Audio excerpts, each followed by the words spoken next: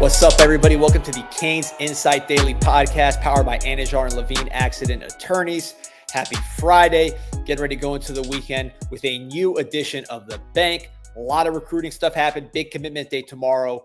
Got some fresh information. Going to give you the absolute latest that I can give from the bank. Again, those of you who know, like and subscribe to this podcast. We will give you the most direct recruiting information that we could possibly give that has proven to be accurate over time on CanesInsight and CanesInsight.com. Subscribe, sign up for free.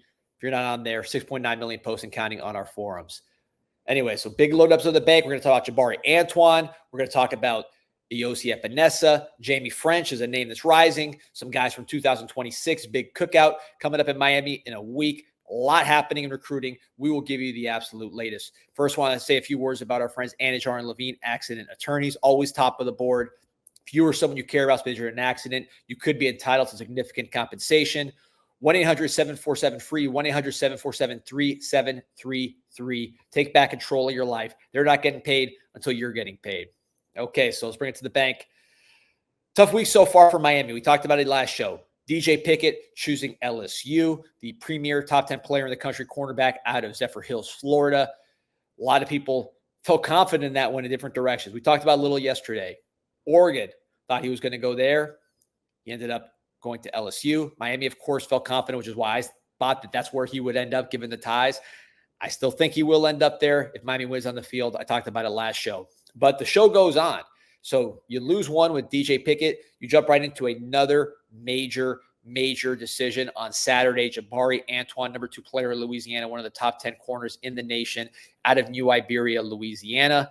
And this is a big-time player. Would make a lot of people forget about DJ Pickett, somebody who you see right there with the long arms. This is your prototypical cornerback prospect in terms of the build, and he plays cornerback, so he doesn't have the projection of some other guys like Pickett. Also plays safety, also plays quarterback. This is someone who's going to come in ready to rock with versatility, but also with proven cornerback production from a hotbed in Louisiana.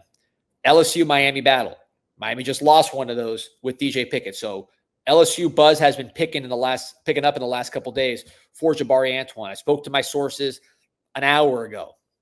Miami remains confident here that they will be able to close the deal and land Jaboree Antoine tomorrow.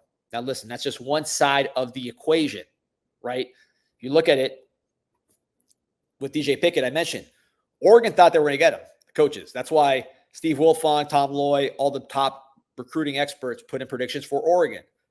Miami felt they were going to get him. That's why I came on the bank and said, listen, they're not telling me he's coming for sure, but given their confidence and given the circumstances of recruitment, I think Pickett will pick Miami. He didn't pick either of those schools. He picked LSU. So there's only one side of the equation here. However, I can tell you for sure, Miami is confident. Miami started to lose confidence in Pickett the day of the commitment. That's when you knew things were kind of going south. The communication wasn't as good as it's been in the past.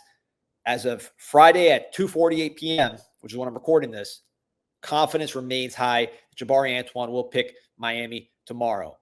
We'll see. That's recruiting. That's why you sign up for CanesInsight.com and refresh all day. That's why there's 6.9 million posts on the recruiting board or on the board in general. People are always going back and forth, and they're happy when we get them, and they're sad when they don't. That's when you can tell the mood of the board by the tone of the GIFs and the memes. Hopefully, get some booty shaking GIFs tomorrow. We'll see.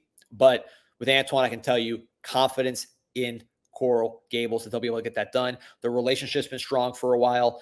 With Pickett, with Antoine, there's some buzz that maybe LSU didn't treat him like the priority they treated DJ Pickett. So Miami has never had that problem. Miami's treated Jaboree Antoine like the elite player that he is from the start. So we'll see what happens. Corey Raymond is from his hometown. LSU usually gets top corners from Louisiana. That makes it complicated when LSU puts on pressure like they are with this kid. But relationships matter, and also, go where you're loved. And LSU wants him bad, but Miami's been treating him like a king for a long time. And that counts for something. And it shows Miami's interest in this player as an impact guy at a position where Miami really, really needs young premier talent. LSU's putting out these LSU corners or these Louisiana corners into the NFL every year. Miami needs to start doing the same. No better place to go than the place where LSU usually goes, which is the state of Louisiana, place where Lance Guidry's from, Miami's defensive coordinator. Dennis Smith, Miami's head of recruiting. Louisiana ties heavy. Chevis Jackson played at LSU, Miami's cornerback coach. So let's see where this goes. Again, heading into tomorrow, on the Miami side of the equation, confidence is high. With respect to Pickett, I said it yesterday. It reminds me of Jeremiah Smith. If Miami has success on the field, they will be in a position to flip this player, I believe, because of the work they've done. They haven't burned any bridges or anything like that. They've recruited him with tremendous care and class and attention. He wants to be here, I think. His cousin's here. His whole family went here. He's from Florida. He obviously chose LSU because of their tradition of producing top corners. It's a very safe decision professionally. Miami needs to make themselves a safe decision. I think they will, but time will tell on that. But Miami's not giving up, and that was confirmed to me this afternoon. Player that is continuing to gain buzz, and I talked about him on the last edition of The Bank, and the temperature keeps going up, which is Jamie French. Those communications are getting more and more intense. You have LSU in the mix. You have Texas in the mix. You have Tennessee in the mix. But Miami is having strong communications with Jamie French, and they want him badly. He is a big-time player. As you see on the film, I made a Jacoby George comparison. Look at his ability to pluck the ball in the air, the balance once he catches the ball. This is big-time competition. Jacksonville Mandarin, state runner-up. We got Derek Plaz from that school last year. Got Drake Hilton Stubbs from that school this year.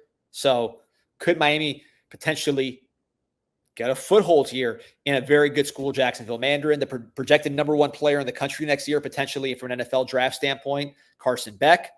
He went to the school. Miami had him on campus, had some crystal balls in his direction, I believe, going in our direction with Carson Beck, and didn't work out that way. That was a time where Miami was not recruiting at the level it is now. The point is, though, there's some love for Miami and Jacksonville, and Jamie French as a 5-star receiver would be a huge feather in the cap for Miami and get a foothold in an area that's traditionally been tough for Miami over my entire life following recruiting. They made some inroads with Mark Richt, kind of fizzled lately, getting right back to it with guys like Hilton Stubbs committed, Derek Plaz on campus, and then Jamie French right in Miami's crosshairs. It's a tricky recruitment to handicap because schools keep coming in and out. The schools I'm hearing now, LSU, Texas, Tennessee, and of course, Miami. So this is an unpredictable one, but Miami is right in it. Their timing is good. They're picking up at the right time, and they want this player bad. Watch the highlights. Again, I made the Jacoby George comparison on last week's show. You see the ability to change directions, the smoothness. He's not a 10-5 runner, but you see him running away from guys. I saw the same thing at the OT 7-on-7. He's probably the best receiver amongst great receivers. He's a guy who produces. He produces on the field for Jacksonville Mandarin. He gets it done, as you see here. This is not just a guy that's a track star that you're hoping is going to turn into a great receiver. Look at the release right there. I mean, this is someone with a very complete game, and Miami has treated him accordingly as a top prospect. Okay, switching to the other side of the ball at defensive end, guy that I really love, probably one of my favorite players in the class. This is Iose Epinesa from Edwardsville, Illinois, St. Louis metro area. Polynesian kid. Miami's done a great job recruiting him. Of course, his brother played for Iowa. AJ Epinesa went to the NFL, still a very good player in the NFL. This guy's got major ties in Iowa, but I put a short video here. This guy's like a Nikola Jovic on the court. Look at these passes this guy's doing. I watched his whole highlight reel basketball. This is just one game, so it's a short clip. But I went back and watched all his basketball clips, and this guy was throwing alley-oops. He was very much a finesse player. And the reason I posted that is because people said, hey, I'm not sure this guy's a great athlete. I see him on basketball making plays.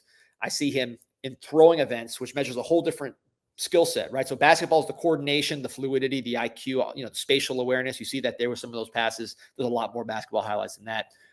But then on the track side, he's throwing discus. He's throwing the shot put at a high level.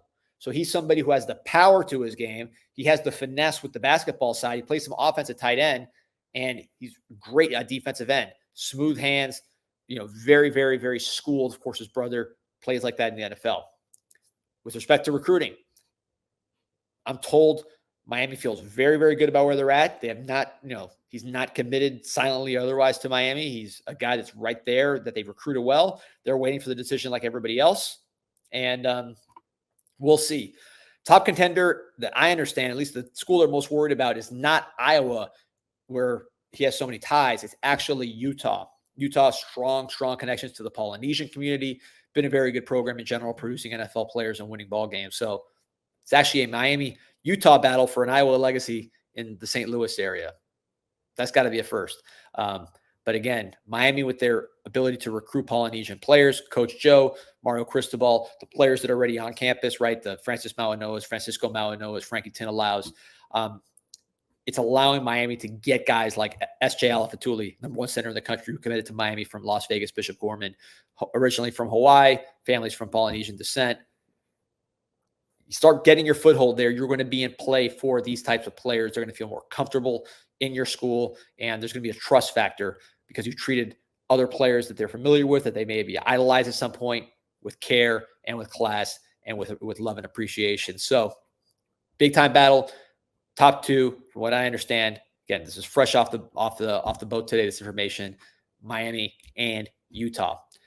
Quickly want to get into my boys at caneswear.com. If you're local, go right to Davie, Arrowhead Plaza, get your stuff for the summer, get your bathing suits, get your sandals, get your koozies, get your coolers, get your shirts, get your tank tops if you want to show the guns.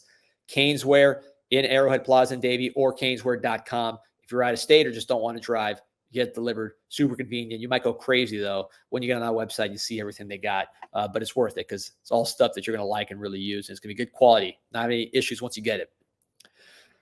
Bringing it back here to the class of 2026. A lot of these guys coming to the barbecue on next Friday. I will put out a list on CanesInsight.com with the official invitees as we get closer to the event. But something I was told generally about the 2026 class was lots of Miami ties for kids that we really like in that 2026 class as we pull up the last bit of film here. This is actually, look at the name on this next athlete, and you understand what I'm talking about. Camden Portis, major target at cornerback. You got Camden Portis, obviously the son of Clinton Portis, Grant Wise, son of former Miami center Ty Wise. You have Cannon Pickett, who is a part of the Pickett family, which wasn't so kind to us with the DJ Pickett commitment, but obviously major Miami ties there. A lot of guys where there are strong familial Miami ties, including, of course, Camden Portis, someone Miami really likes at the defensive back position. So there's a lot of players. You watch them here. These are not like the legacy guys that you just take. These are guys that Miami really, really wants and just happen to be legacies, which is a good combination. Also, not a legacy, but someone with big ties. Kinyi Pepe from IMG, top 100, top 50 player in the nation. What I just said about the Polynesians. This is a big Polynesian blue chip offensive lineman from IMG. Of course, the Francis Mauanoa connection is obvious with that one. That's something that Miami is going to really, really push when it comes to Pepe and those 2026 kids. We're picking a good time to be good. It's a great year in Florida. It's a good year in South Florida. And there's a lot of guys all over the country with ties to Miami. Miami plays well this season. They're going to really, really do well in the 2026 class. At least that's the expectation that was relayed to me this morning. So super excited about where this is headed. We'll see how the commitment tomorrow with Jaboree Antoine, if it goes our way, you could see an instant reaction pod here on Canes Insight YouTube. Subscribe here, like and subscribe here. If you'd rather get the audio, all podcast platforms, you can subscribe on there. And we'll be coming to you every single day of the week, plus emergency podcasts. If you just want to talk to Canes fans for free, have fun, debate topics, talk about these commitments, go to CanesInsight.com, sign up for the forum. It's totally free, and you will be locked and loaded. You might lose many hours of your workday and your family life, but it'll be fun to be talking Canes. So again, thank you everybody for supporting this show. Cross our fingers for Saturday. Go Canes.